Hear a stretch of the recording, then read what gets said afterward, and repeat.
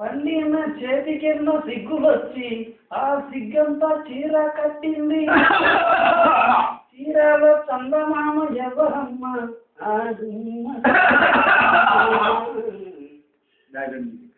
సీతమ్మ వాకిట్లో సిరిమల్లె చెట్టు, సిరిమల్లె చెట్టేమో సిరగా పూసింది.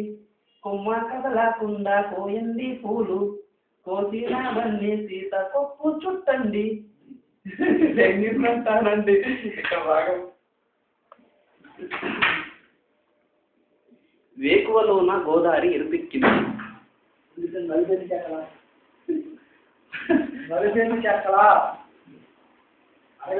ఆ ఎరుపేమో గోరింటాకు పంట అయ్యింది.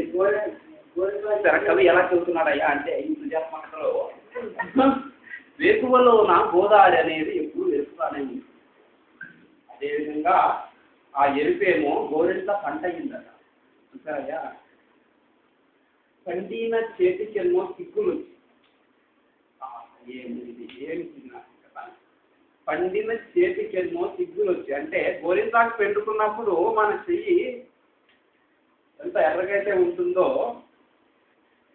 ఈ శుద్ధి వేడి నా గుండెలో పట్టాయి. ఒకరు ఒక యాంగిలో ఈ యాంగిలో ఈ యాంగిలో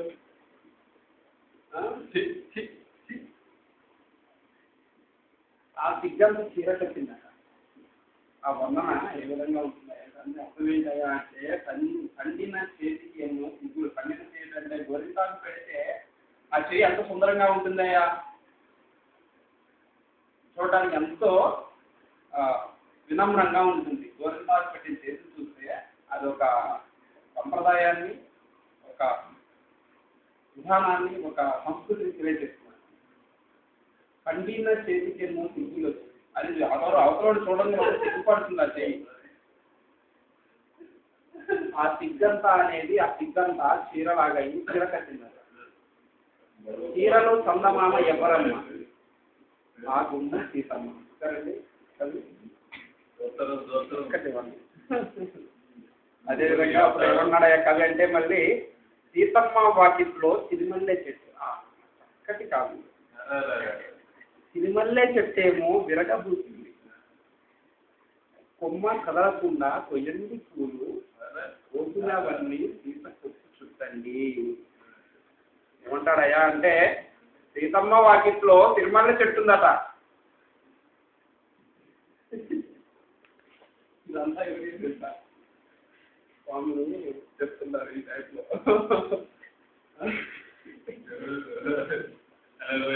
అదే కాదు, మన ఇల్లు కాదు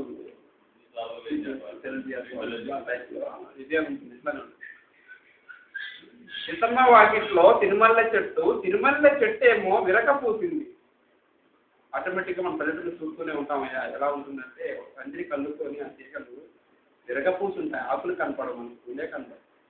అది మన యొక్క మల్లె చెట్టుకి, తిరుమల్లె చెట్టుకి ఉన్న స్థానము ఆంధ్రదేశంలో అటువంటి ప్రతి ఒక్క తెలుగు లోగిళ్లలో అవి ఊరలాడుతుంటాయి.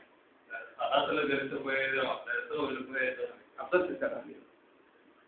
కాబట్టి దానికి కవి ఇక్కడ ఎంతో ప్రాముఖ్యత ఇచ్చాడు. సీతమ్మ వాకిట్లో తిరుమల్లె చెట్టు, తిరుమల్లె చెట్టు ఏమో విరక కూర్చుంది. కొమ్మ కదలకుండా కూరుకోండి. ఎందుకయ్యా అంటే దర్శనం చేస్తాను నేను ఎట్లా కొన్ని డౌన్లోడ్ చేస్తాను. ఎందుకయ్యా అంటే ఆటోమేటిక్గా మనం తిరుమల్లె చెట్టుని పట్టుకుంటే అవి ఇతర కొన్ని పట్టుకుంటే 100 పూలు రాలిపోతాయి. దాని గురించి కదలకి వస్తుంది. ఏమయ్యా అంటే విరగ పూసింది, కొమ్మ కదలకుండా కొయ్యండి పూలు, కోసినవన్నీ కూడా కోసినవన్నీ సీత కొప్పులు చుట్టండి. కొప్పున పూలు గుప్పెటెందుకండి, చెప్పండి. కొప్పున పూలు గుప్పెటం ఎందుకండి?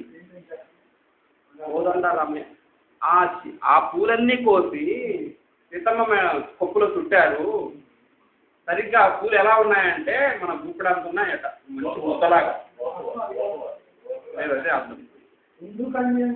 ఒక ముద్దలాగా ఉన్నాయి, ఎందుకు అన్ని పూలు పెట్టారు సీతమ్మ వారికి అని అర్థం. అది గుప్పెడంతా ఎందుకండి, ఎందుకు అంత ముద్దగా అంత మంచిగా అంత అలంకరించారు చక్కగా, ఎందుకు అలా అలంకరించారు అంటే ఏమన్నాడయ్యా కవి అంటే కోదండరామయ్య వస్తున్నాడండి. రామయ్య వస్తున్నాడండి. దానివల్లనేనయ్యా సీతమ్మకి అలంకరించారు గుప్పిడంత చక్కటి మల్లెపూలు పెట్టి అని చెప్తున్నారు. ఆ తర్వాత ఏమన్నాడయ్యా అంటే రానే వచ్చాడు ఆరామయ్య వస్తువును చేశాడు ఏదో మాయ. అంటే ఆటోమేటిక్ గా ఏం జరిగిందయ్యా అంటే సీతమ్మ వారికి ఎప్పుడో తెలుసు రాముడు తన భర్తని తను పుట్టినప్పుడే తన యొక్క భూమాత నుంచి తను పుట్టినప్పుడే ఆ రోజుల్లోనే తనకి రాముడు అనేవాడు తన భర్త అతను కనపడంలోనే అతను ఆటోమేటిక్ ఇతను రాముడు అని ఐడెంటిఫై చేయగల సీతాదేవికే ఉంది చరిత్రలో. కాబట్టి ఏమంటున్నాడంటే కోదండ రామయ్య వస్తున్నాడండి. అందుకని రానే వచ్చాడు ఆరామయ్య వస్తువు చేశాడు ఏదో మాయ. అంటే ఏంటయ్యా అంటే రామయ్య రావటం అయింది ఆవిడ చూడటం అయింది. ఏదో మాయ అంటే ఆటోమేటిక్గా వాళ్ళలో ఉన్నటువంటి ఒక ప్రేమ అనేది కలిగింది. ఆ వర్ణన ఇక్కడ సున్నితంగా కవి ఏం చెప్పాడు అంటే రానే వచ్చాడు రామయ్య వస్తువు చేశాడు ఏదో మాయ. రాముడికి మాయ చేయాల్సిన పని లేదండి. ఎందుకంటే అతను ఏకపత్ని వ్రతుడు. కృష్ణుడు అదే కృష్ణుడు మాయ చేస్తున్నాడు. అది కృష్ణుడు అంటే గోపికాలుడు ఆయన వెన్న దొంగ అన్ని నేలలో కృష్ణుడు పనులు చేస్తున్నాడు. కాబట్టి రామయ్యని అందుకని అనకుండా ఏదో మాయ చేశాడు ఏదో మాయ అని అంటే ఏంటయ్యా అంటే సీతమ్మని తన యొక్క వశం చేసుకున్నట్టుగా ఇక్కడ కవి మరి ఈ కృష్ణుడు ఏం చేశాడు? ఇక్కడ ఇంకోటి ఏంటంటే తర్వాత సీతకి రాముడే సొంతమయ్యే చోటిది. విన్నారా? సీతకి రాముడే సొంతమయ్యే చోటిది నేలతో ఆకాశం వియ్యముందే వేడిదా అన్నారండి. అక్కడ విశ్లేషణ ఎలా ఇచ్చారయ్యా అంటే సీతారాముడిని భూదేవి ఆకాశంతో పోల్చాడు ఇక్కడ. విన్నారండి? ఆకాశం అంటే ఎవడయ్యా అంటే మహావిష్ణువు. ఇక్కడ నేలతో ఆకాశం వేళ నేల అంటే ఏంటయ్యా అంటే సీతాదేవి భూదేవి యొక్క విన్నారా? ఇక్కడ మీరు అబ్జర్వ్ చేయండి. ఇక్కడ చెప్తున్నాను నేలతో ఆకాశం వియ్యముందే వేళది అంటే ఏమైందంటే ఆకాశం అంటే మహావిష్ణువు. నేల అంటే నేల యొక్క అంశం అంటే భూదేవి యొక్క అంశం సీతాదేవి. దానివల్ల కవి ఇక్కడ వర్ణన ఆ విధంగా పెట్టాడు. ఎవరి నేలతో ఆకాశం వియ్యముందే వేళది మూడు ముళ్ళు వేస్తే మూడు లోకాలకి కవి మిగతా అది మనం రేపటి యొక్క అధ్యాయంలో చర్చించుకున్నాం. మాట్లాడారా?